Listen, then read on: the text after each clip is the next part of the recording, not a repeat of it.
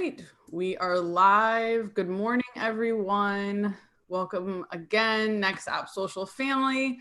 We are excited to welcome back Ms. Tina Williams of QT Business Solutions, but today we're going to talk about specifically around business credit and how that factors in for small business owners. So before we dive into the nitty gritty of it all, Ms. Williams, I know you've been here with us before, but for anyone that's new and watching with us, just tell us a little bit about yourself.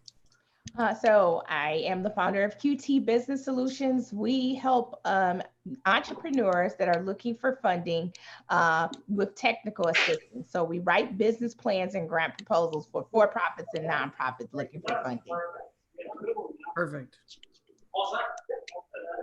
Great, Joanne. I know you were excited about this one. This was like yes, indeed. Been having an innumerable amount of conversations over the last 2 weeks or so, and of course, most of it circles around the stimulus package and the funding that's been made available. And to be transparent with some of the frustrations, right? We know there's a lot of money out there. People, there's a lot of misunderstanding in terms of how to access these monies, what's required to be prepared to secure the monies. But then what happens next, right? You've acquired this capital. Maybe it floats you a week, maybe it floats you 2 months, whatever the case may be. But we know a lot of these business owners are going to need more. They're going to need more assistance than what's available out there now, particularly as this pandemic continues to have an impact over the coming months. And some argue it'll be impacting the community within the next year or so. And of course, inevitably, the question comes up, well, how do I acquire credit? What are some of the things as a business owner I can be doing to kind of shore up my resources and be able to continue to build once this pandemic subsides? So I could think of no one better than Ms. Tina Williams to address this topic. And, you know, I guess I want to pretend like individuals listening are third graders, because there are a lot of individuals that have read a lot of misinformation online. They've watched a couple of YouTube videos, can't discern whether or not information is credible or not. So, you know, one of the first questions I'd like to pose, Ms. Williams, is number one, what is business credit? And then why is it important? Okay, so business credit, a lot of entrepreneurs make the mistake when they first go into business of using their personal credit to fund their business venture. The problem with that is, okay, let's say you take a home equity out on your home and you're new to business and you don't make revenues. That's another thing. A lot of times people, when they're new, they are extremely optimistic at the ability or their ability to create revenues. Yes. So they'll say, hey, I'm going to make this much money, and it will be a safe bet or hedge to use your personal credit to do that. And unfortunately, you know, a lot of times it doesn't work out that way. Mm-hmm. So I always really just basically advise everyone, even if you are starting up, get a business credit card in the name of the business and make sure that your business is not an assumed name or a DBA of yourself. You know, because what that does is when you open up an LLC or a corporation, that's a separate person outside of yourself. And so when that separate person outside of yourself gets credit, it's not you personally doing it. Now, there are two types of business funding. You could get personally guaranteed business funding and non-personally guaranteed business funding. The non-personally guaranteed business funding means that they use your tax ID number and something called your DNB score, and then it's called a Dun score. The Dun score, I'm getting confused, guys. Is from DNB, mm-hmm. And it is a score that they look at to see if you have been sued by other people, or people are having trouble collecting from you. And you can get a 80 to 100 paydex score. Actually is a good score. 80 means that you actually pay your bills on time. Anything above 80 means you pay your bills ahead of time. Some places use that and you don't have to actually use your own credit. Some examples would be, T-Mobile giving you Mm-hmm. cell phones in the name of your company, cell phones, iPhones in the name of your company. I have a Staples card that is a credit card that they use my tax ID number and not my social security number to attain. A Dell computer line of credit that allows you to buy computers from Dell for your company. Those are things that you would use your Paydex score to achieve. So let's take, for example, I had a conversation with a young lady yesterday, and she has a company where she basically coordinates talent for fashion shows and, special types of events, whether it be birthdays and anniversaries, weddings, et cetera, right? And the question she asked me was, look, I understand I need to acquire business credit. I need to acquire a business credit card. I need to acquire a Dun number, but what does that process look like, right? For a person who's just brand new and saying, okay, I need to get a business credit card. I need to get this tax ID number, or I need to get a Dun number, right? What does that process look like?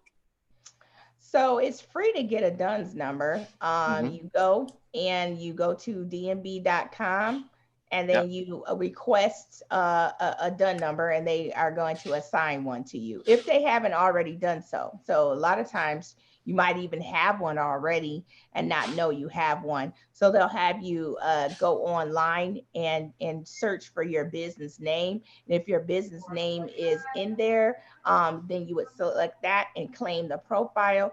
If your business name is not there, you would create a profile, and then put your business name, your tax ID number, the number of owners, all inside of the DMV database. Mm-hmm. That's for DMV. If you need a business credit card, like one that you would get from a bank, you now when you do that, you do need to have good personal credit. If you're Mm-hmm. establishing a business credit card at a bank, they're going to do what's called a hard inquiry on your personal score. And then what would happen is they're going to issue the card in the name of the business. So the credit card, when it gets open, it won't show up on your personal profile. Now, some companies, you have to know the company that you're working with, because some companies do report your business credit card on your personal credit history. They Mm. used to not do that, but most of them, if you go to and get a business credit card, there you're going to see the inquiry on your personal score, on your personal credit report. But when the card is open, you will not see the balances or anything on your personal credit report. I like it. I like it. So I don't want to assume anything, right? For those of us who've applied for monies out of bank before, we know the difference between a non-guaranteed versus a guaranteed loan. And just for the individuals who may be new to this process, you mind elaborating what's the difference? Okay. So the difference is one that is personally guaranteed. It means that your company, who is a separate person than you are, actually is legally responsible. However, Mm-hmm. you co-sign for that other person. It's just like your two people, and we're friends, and your credit might not be as strong as the lender wants. So they say, well, do you have a co-signer? Well, that's the same thing when you have a new company. They may ask you to co-sign for the business. So what happens is, if you pay the bills on time, you never see it on your credit report. If Mm-hmm. you pay it late, you still won't see it on your credit report. But if they have to sue you, the personal judgment will, and they win, obviously, Mm-hmm. they're going to go after you personally, and then that will show up on your credit report. So you're literally getting a business loan. You're just co-signing for that business. You, the individual that's looking to secure the loan, you are personally co-signing for it, right? Right, Which means you still need to have your personal credit in order. right. I think that's a huge misnomer out there. People assume that just because I'm going to the bank to acquire business credit, my personal financial circumstances have nothing to do with it. When that could be furthest thing from the truth. That's correct. Now some lenders have less stringent requirements. So if you're going to a micro lender, you only have to have a 575 credit score. Or if you were going after the economic injury disaster loan, you only had to have a 570 credit score to get that through this new CARES Act. But you did have to have at least a 570 credit score to get the EIDL. Some of these other things, like the Paycheck Protection Program, those are actually not even personally guaranteed at all. So the PPP, that has no personal guarantee on it. So they don't even run your credit or anything. You would see, if you got the economic injury disaster loan, you would have saw an inquiry from the SBA. But if you got the Paycheck Protection Program, you don't see an inquiry. So there's actually no minimum credit score actually to obtain the Paycheck Protection Program. Now, here's the things. There's a lot of misinformation, a lot of gossip about what's going on with the PPP monies. From what I understand, individuals now have until August to actually apply to be eligible for those monies. Is that true? That's true. So the deadline was extended from June 30th to August 8th. We don't know if they're going to extend it again, because they extended it on the last day the last time, but we don't want to assume that they're going to do anything. So if you get it, if you do it, make sure it happens before August 8th. Those loans don't have any personal guarantee. You can get up to $10 million on a Paycheck Protection Program. There is new rules coming out again on the Paycheck Protection Program. They're saying that they're trying to get anybody with less than $150,000 loan on Paycheck Protection to it will automatically be forgiven. So I'll keep you up to date on that. Instead of you having to apply for forgiveness, you may be you may not have to even apply if your loan is under $150,000. Love it. I love it. Thank you for that bit of information. So people will oftentimes say, well, why do I need a Dun and Bradstreet? I mean, I have a good rating with the Better Business Bureau. I have great credit. I'm able to acquire everything I need for my business. Why is it even necessary to go through this step, right? And then the other individuals that are out there, there's another school of thought where you have to have a Dun and Bradstreet, else you can't get anything done in business, right? There's certain resources, certain deals you may be precluded from, just certain access that you'll never know about. Right. Well, if you're trying to get any type of government contracts, you will have to have a DUN number. I am an approved technical assistance provider for Motor City Match, which receives federal grant funding. And it was required that I had to have a DUN number. And they actually pulled, when I was getting the contract, they actually pulled my DUN, and you could see an inquiry, just like a credit report. You can see someone inquiring about your DUN business credit. So if you're going to do business with the government, you definitely have to have a DUN number. You can't get it without that. Also, if you are going to get any credit that does not require any personal guarantee, they generally are going to pull your DUN's credit score. They want to just see if you have any UCC filings out there. Anything like a UCC will be on your DUN's credit report. Anything, if someone had sued you, that's your business, that's going to show up on your DUN report. And so they basically are reporting on your ability to supply the services that you provide to other businesses, and they rely on that DUN's credit score to find out that information. Yes. So you have a lot of fledgling business owners out there. They're going to be born, right, during this period. And then you have those who are already readily established, right? And for those fledgling business owners that are still just trying to figure it out, right? Some of them don't even know the difference. They don't even know what self-employment tax is, right? They're in the beginning stages. They have this product, this service. They're excited. They're ready to take on the world. But it's so much they don't know already, right? A lot of them don't have business plans. They just don't have the foundation to their business yet. is it worth their while? Is it even worth the time for them to secure a Dun number? Is it really important? I think it is. Number one, you want to be able to have, in the beginning, you want to set up your business correctly the first time around. You don't want to be in the process of getting a contract that you really want to achieve. They pull your Dun number and you're not set up correctly. Mm-hmm. Also, Dun will actually create one for yourself. You want for you if you had not, if you're open, sometimes you already have a Dun's number. So you want to make sure that it everything that's on there is actually reporting correctly, just like your personal credit report. Because sometimes people can just put stuff on there and it's not, it's not you, it's not your Mm-hmm. business. So you want to make sure that even if you hadn't set it up, that you kind of check it to make sure that it's, if it is set up, that it is reporting correctly. It could be the difference between you getting a customer and not getting a customer. And then Mm-hmm. also when you grow, you're going to need business credit. Those things that you might need, like Staples credit card.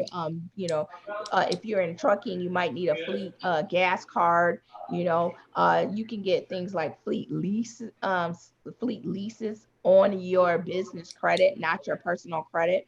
Whole leases of trucks and or cars for your company, if you have a good DMB score or paydex score. Okay. So what if, okay, let's say you have that Dun score, or maybe someone now is just learning about it, right? And they go and they see they have one, it's been set up or whatnot, right?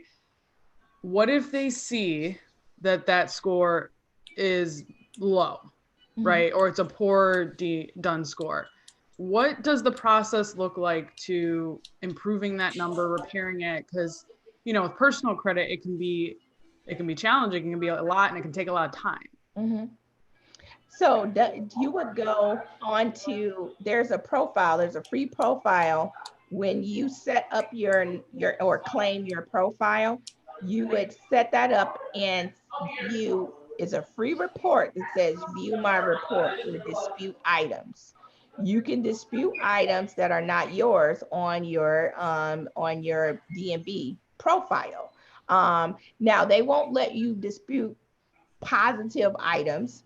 So like if it's even if it wasn't yours and it it was, even if because I tried that one time. I said that's not my, it was reporting perfectly, but it wasn't mine.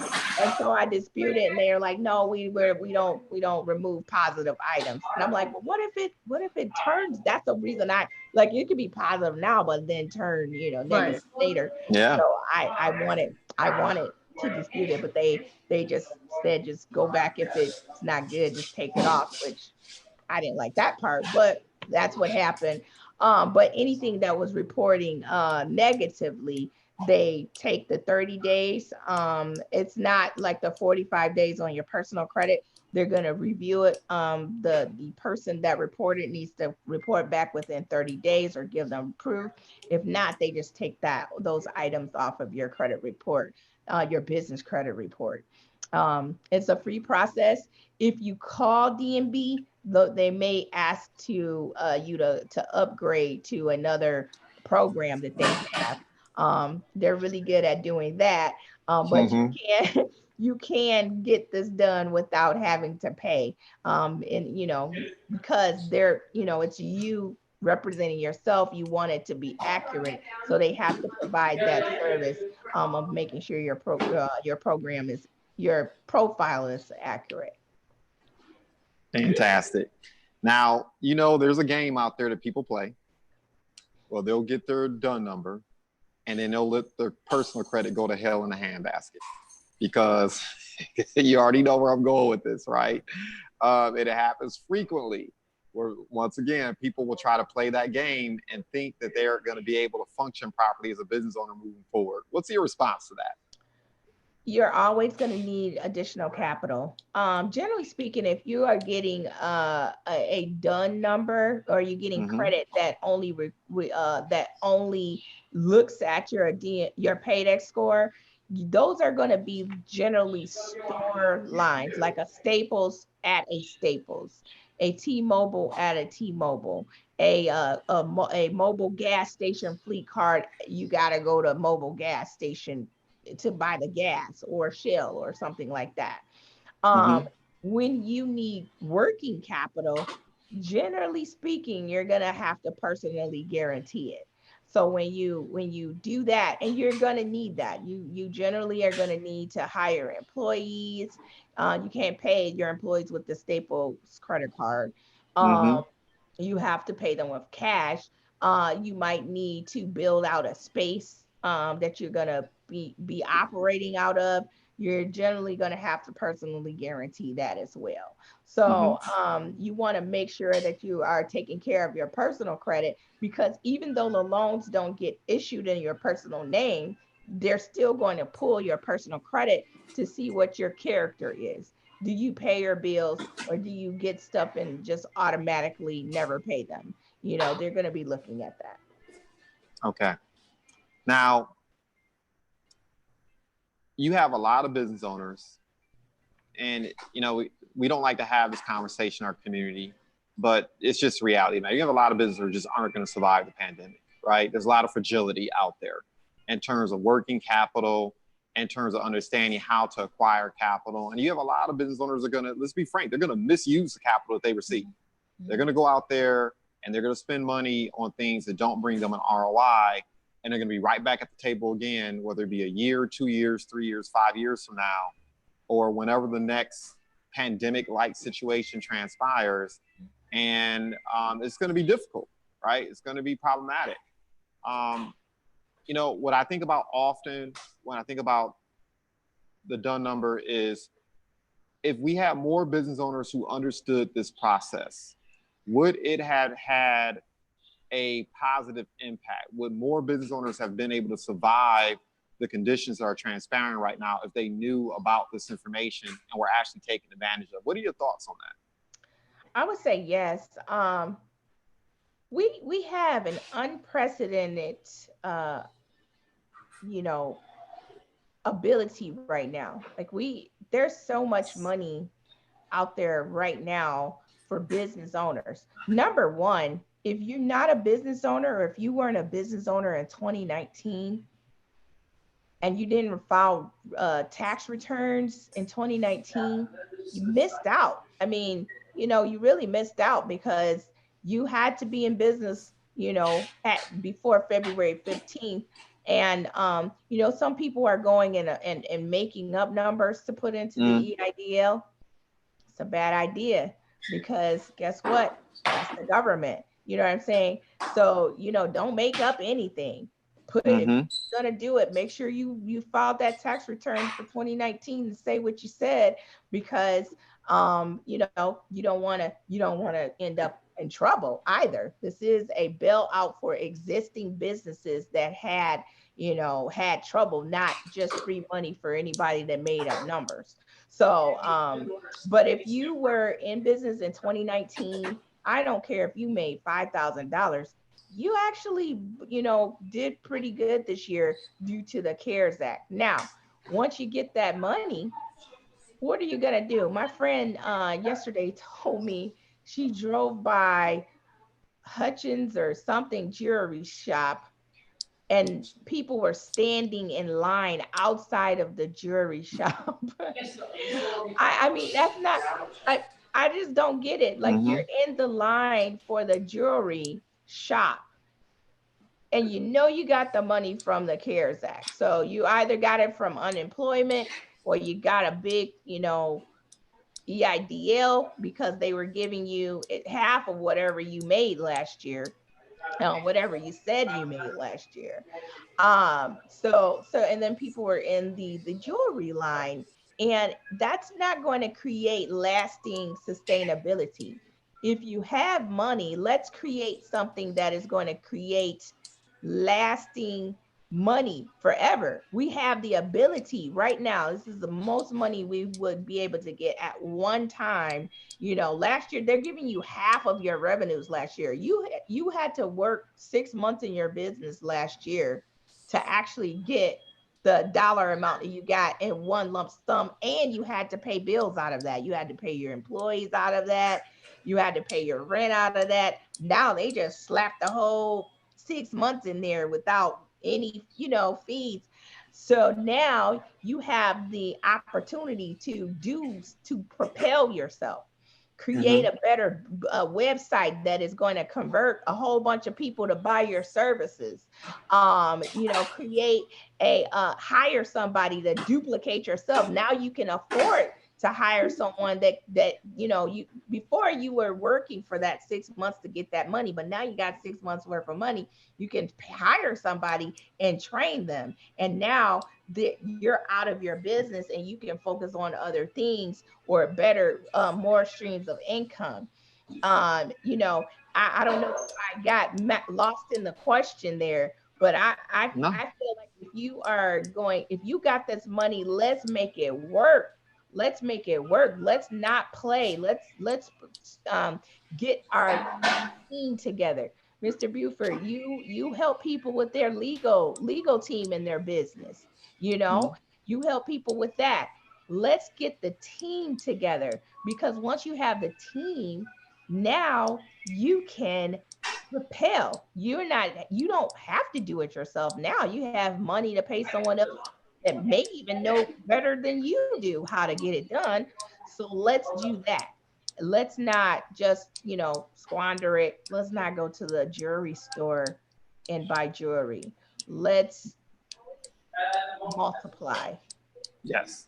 Yeah, I mean, you touched on something that's a huge concern of mine right now, because at some point these moratoriums are going to end.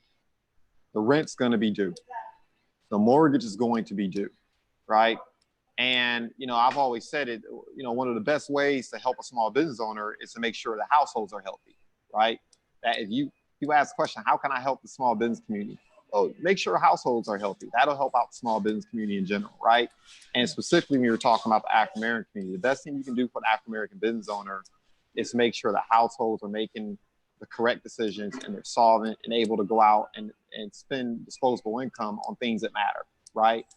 And my biggest concern is these business owners have acquired this capital and they don't realize that, to be transparent, the shit hasn't hit the fan yet, right? The bankruptcies they're not in full swing yet. The foreclosures are not in full swing yet. The evictions are not full swing yet. You have permanent, people are looking at the data the federal government's publishing, or should I say the news is promoting, but they're not looking at these permanent unemployment rates where people have lost jobs for over an extended period of time, 6 months. And you have a lot of these individuals where these jobs aren't coming back. They're going to be permanently unemployed or underemployed, right? Mm-hmm. These are the things that I'm thinking about, and why I wanted to have discussion too about the importance of a Dun number, about the importance of acquiring business credit. Because in my humble opinion, it's going to be absolutely necessary when the fallout starts to transpire in about 6 months from now. Those EIDLs, they're not due until a year from now, but you're going to have to pay it back. I mean, those payments are extremely low, but you're going to have to pay it back. And those are government loans, and they were issued directly from the government. So there's not going to be any bankruptcy that you can file to get rid of it. You know what I'm saying? It's just going to be like student loan debt. Anything that's federal is federal. So we have it right now.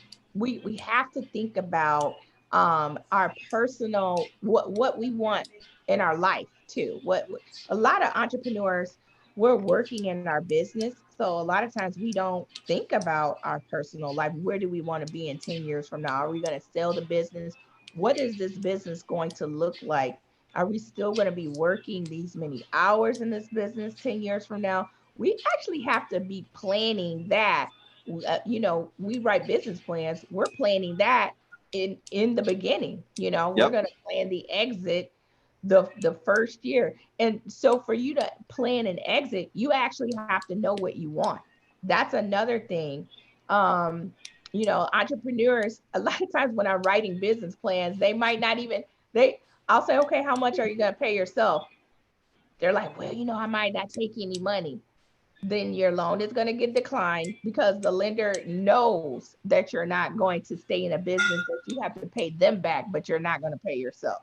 So, you have to actually put in there what you want as a salary, and it has to be feasible, because the bank doesn't want you to quit. If they give you a 7-year loan, they want you to be in business longer than 7 years, so at least that they can get all their money back. So, Mm-hmm.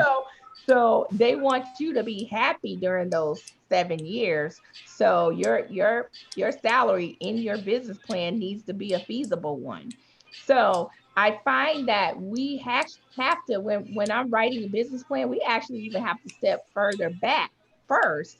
And then we have to go through your personal wants and goals to even put in what that number is. A lot of business owners don't know what that number is.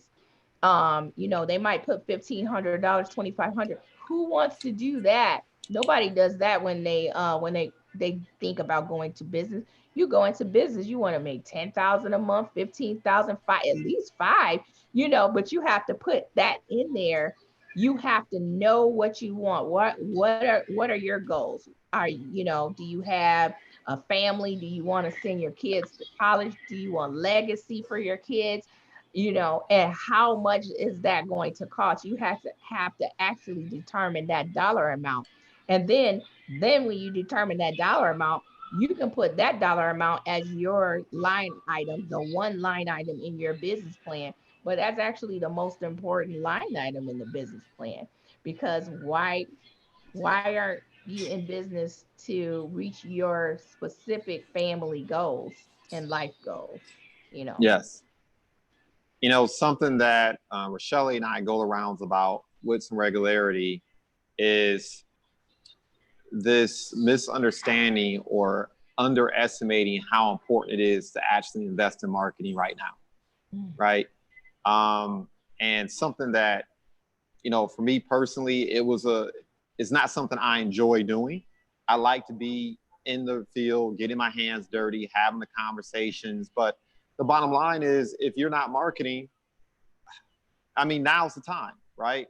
As an entrepreneur, this can be the best of times. Your competition is at a minimum, right? A lot of people really wiped off the board as a result of what's transpiring here. You have individuals who are on their phones. I tell people all the time that, the most valuable real estate in the world right now is a cell phone. This is where people are making their buying decisions. This is where people are making decisions as to whether or not they like you, whether they trust you, whether they want to do business with you. They're making decisions about your credibility. And a lot of business owners, to me, it's amazing. They're acquiring these monies and they're not spending a dime in marketing. Yeah. And you can see, my brain freezes just thinking about it. It really does. And so I'd be interested in hearing your feedback. And of course, Rochelle, I know this is your all day, every day, about how important this is that individuals actually take the time to invest in terms of becoming more knowledgeable about how to market their businesses more effectively online, and also where to spend their money and how to spend it, how to put together an effective strategy. Well, my thought is, if you have two bills, rent or advertising, pay the advertising bill. Because if you pay the rent, you're going to be able to stay in that spot for another month, but you're not going to have any clients. So if you pay the marketing bill, you'll have some clients and you can catch up on the rent and pay a late fee. so that's how important marketing is to me. Mm-hmm. Yes. So I want you to kind of think about, are you just trying to maintain? Well, if you're trying to maintain, you might be okay with word of mouth advertising. If you do a really good job, people will talk about you and refer you to other people. But it's not, if that does not align with your personal goal, revenue goals to yourself, you have to do something different, which is create mass interest in your product or service, so that you can actually get the results that you want. And it goes back to actually knowing what you want. You might be okay with just, paying the bills, but that's not a lot of times, a lot of times people entrepreneurs are just, you know what I made, I paid my rent bill, I paid my phone bill, I paid my insurance, I paid all my employees. And a lot of times they don't even pay themselves. And I was in that boat for a long time until I kind of figure out, look, that's not what I want. I don't want to work for my employees. You know what I'm saying? That's working for my employees so they can have a nice office. And you know what I'm saying? Like, you are literally working for someone else and making it nice for other people, and you didn't know what you wanted for yourself. So if you know what you want for yourself, then you have to create enough revenues to generate that for yourself consistently. And how are you going to do that? Your customers are nice, but they're not going to talk to everybody they see about your business. So people need to be able to find you. And that's why that marketing is so important, because people need your service. They just don't know you're alive. They don't know you're here. And so now, and I learned that too. I can have the best service in the world, and I'm the best kept secret in the world too. And customers are like, oh yeah, my secret is my secret. You don't want to be the person's best kept secret, and they're getting funded, or they're doing everything that they do, but nobody knows who actually helped that person do that. And somebody is looking for your services, but if they can't find you, how are they going to find you? Are they going to look under, go in a garbage can? Look, are you going to pop out like Oscar or something? What are you doing? They have to be able to find you. And I learned that lesson myself. After I did advertising, man, that kind of changed the whole face of my business. Customers doing testimonials. They actually did testimonials, but we videotaped the testimonials, and those are the best advertising, because now people are seeing the results from the mouths of my customers, not my mouth. And then you pay to have it put in front of other people. It's that's And then guess what? YouTube, Facebook, Google, if you're on the radio, all those people listen to that. They might need your services, but guess what? YouTube needs to make some money. Facebook needs to make some money. Google needs to make some money. So they say, well, look, we have all these eyes, and we'll put you in front of them, but you're gonna have to pay. Okay, let me pay.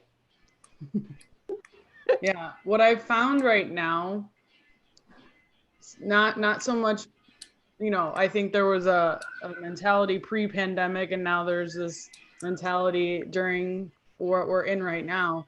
But I'm finding in my conversations, even with people too, it's not that they don't realize that they need to market, is that they're in this, there's not everyone, but there's a lot of people who are in this phase of like, I just need to get through this, so I can't invest, I can't spend any money, I just need to get through this so that I can get to the other side. Not realizing that A, you have no idea how long this is going to be, and B, how are you going to get through to the other side if you don't build your business? So maintaining is not going to be able to get you to the other side. If anything, I feel that those who are trying to just maintain what they have, you're going to see less and less and less of your ability to maintain month after month, because you're not putting yourself out there at that same level anymore. So that's what I see. So I see that as well. So, like you say about these people who've gotten like EDIL loans and, however you say it, the economic loans and the PPP. And then I am also seeing people just like hold on to that money, right? Or because the rules have changed a bunch of times in just the time that they've been announced, not sure what to do with that money, or think that they're just supposed to pay themselves. But like, what if you've acquired some of that money, what would you suggest? I know every business is going to be a little bit different, but like, what would the priorities be as a business if you had that money? If you have that money, expert help and your team. That is it. You're not going to know what to do, know what to do before you got the money. You're not gonna, just because you have the money, now you know how to do marketing. Right. No. You probably had your eye on a marketing company prior to receiving this money, and now you've been blessed to get it. Now we have to put things into action. Now what I want to say is, don't just give it to anyone. Right. Make sure that that person that you are going to hire knows their stuff. Now, ask for references, look at customers. Do not just say, oh, this person said that they're a marketing person, let me give them my money. Don't do that. You want to Mm-hmm. see actual results from that person. Do it, or even ask customers, is this a good person? What did they do? What type of results, did I get? Did I start getting leads into my database? Not just looking pretty. You can't just look pretty. It can, you can, you can't just make it look pretty. It needs to have like leads. People put their name and address and telephone number into your database and convert into customers. Or if you're selling actual product, put cash in there with a debit card or a credit card. you Mm-hmm. know so you want the marketing to actually create a result. That's another thing that I wanted to talk about. Results. I had a customer. She's getting all this EIDL, PPP, because if you have multiple businesses, you can get more than one EIDL. Now you're doing this and you're saying you want to launch, and she was a staffing company. You want to launch, okay? Do you have any contracts where when you launch and you're a staffing company? Do you have somewhere to place the people that you have a contract that you make money? That wasn't there. You have the ability to find. She said, well, I want to find employees. That's not going to be the hard part. Finding Mm-hmm. employees is not going to be the hard part. The hard part is going to be you getting the contract that they're going to pay you for these people that you have curated. So let's focus on that. Let's focus on the contract, and then we can find the people to perform the contract. But we need the contract, because anything else, you're going to hire this person. It's the best person, and they're going to sit in your office doing what while you're paying, you know, Mm-hmm. and your service is staffing. So that means you get paid to put them in somewhere else. Not, you don't get paid for you to pay the person sitting there doing nothing. So we had to actually kind of go through that and talk about results. We want results. We want people giving us money for our service. So we have to actually start there first. Even if you're a nonprofit, a lot of times people like say they want to Yes. open up a nonprofit, they want to buy a school, they want to buy properties and things like that. And I said, why are we buying property? Do you have someone that is going to pay for the kids to go through the school first? And then, later on, let's rent somewhere, get to school. If you get a contract, we're gonna teach the babies some stuff, art, whatever you're gonna teach them, and somebody paying, and we could pay the rent. That's what we could do. And then after it grows, then maybe you can buy a building after that. Let's not buy a building and hope somebody might like our program and send some kids. So we kind of had to Mm. turn it around. Let's look for the cash first, and then we start buying or paying for things. Yes. You know, it's easy to talk about all the things that are going wrong. And I mean, seriously, because it's plenty of it, right? Wake up every single day, find plenty of that. What are some of the success stories that you have experienced or have helped other people achieve? And what are some of the important lessons you think that people can draw from them in terms of things that people are doing right and folks who are making progress, quite frankly, thriving despite these conditions right now?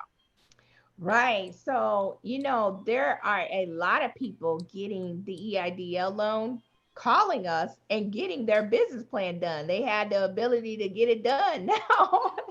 So success stories are, they're thriving. We're putting their actual business plan together. We're helping them get the contract. So the young lady I was talking to you about, we're registering her in fbo.gov so that she can, get some federal contracts. Because the other thing is, if the government is putting a lot of money out there to stimulate the economy, don't you think that if they have contracts, they're going to be a big buyer right now? Oh yeah.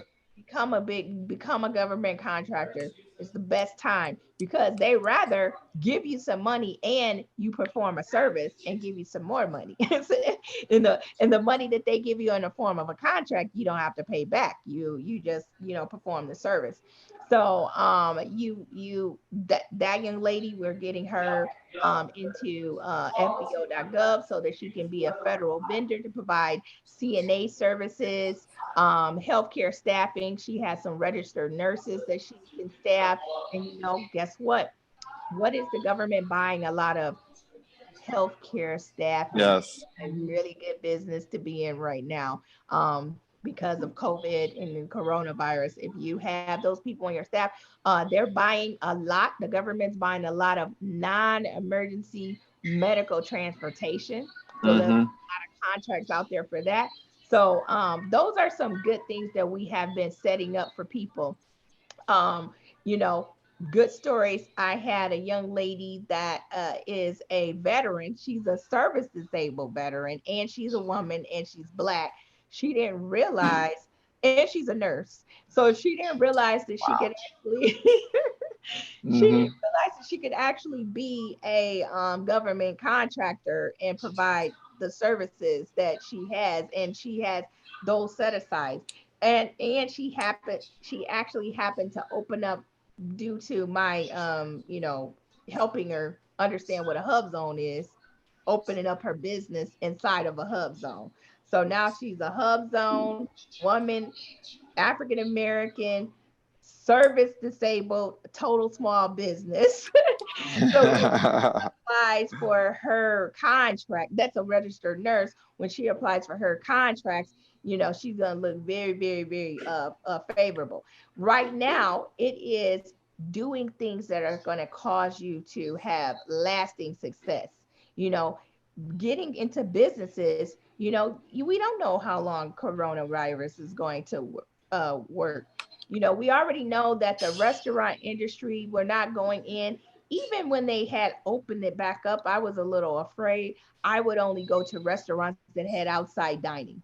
So I didn't want to go in and just sit inside of a space, even though they were socially distancing, because I just don't want to be in there like that. So, Mm-hmm. we don't know. So what we have to do is we have to shift to things that are going to create revenues, that for in businesses that we can provide, without contact. I believe, my business I'm able to do without contact. All of my employees are actually working from home.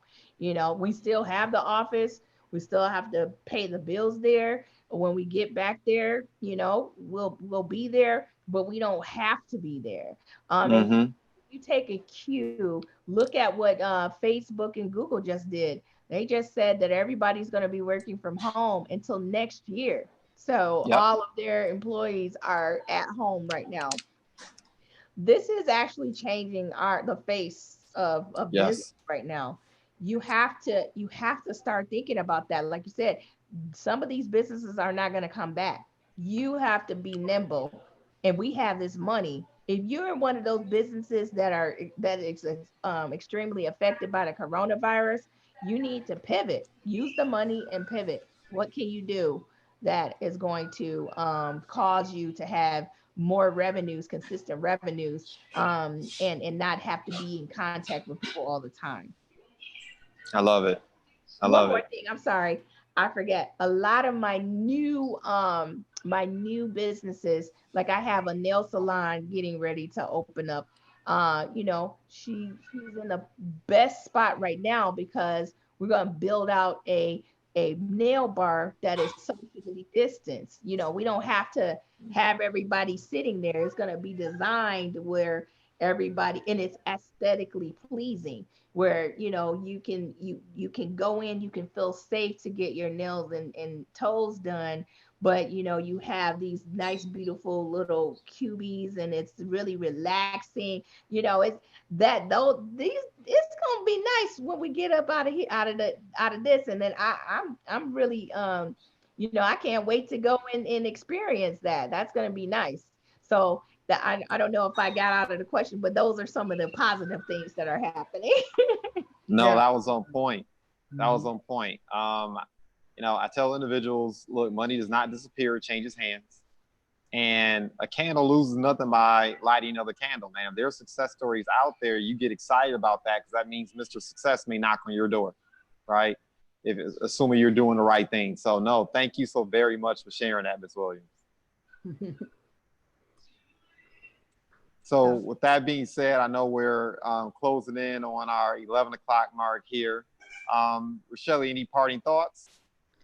No, I'm glad that we've, you know, we talked to you several months ago and life was very chaotic and we didn't know what was going to happen. It was nice to kind of recap with you again, you know, talking about some different things, but also, you know, that light at the end of the tunnel a little bit of, you know, opportunities there and your ability to take advantage of it is still there. So yeah, this was excellent. Thank you so much for taking the time. We know you're busy. Yes, It's always indeed. so fun. It's fun to come on here, guys. You can have me anytime. Thank you so much. All right, Thank you. fam, if you have not subscribed to us, make sure you do. That way you'll know we're live. And if you have any questions for Miss Williams, please put them in the comments. We'll make sure to direct them her way. Thank you guys again, and we'll see you soon.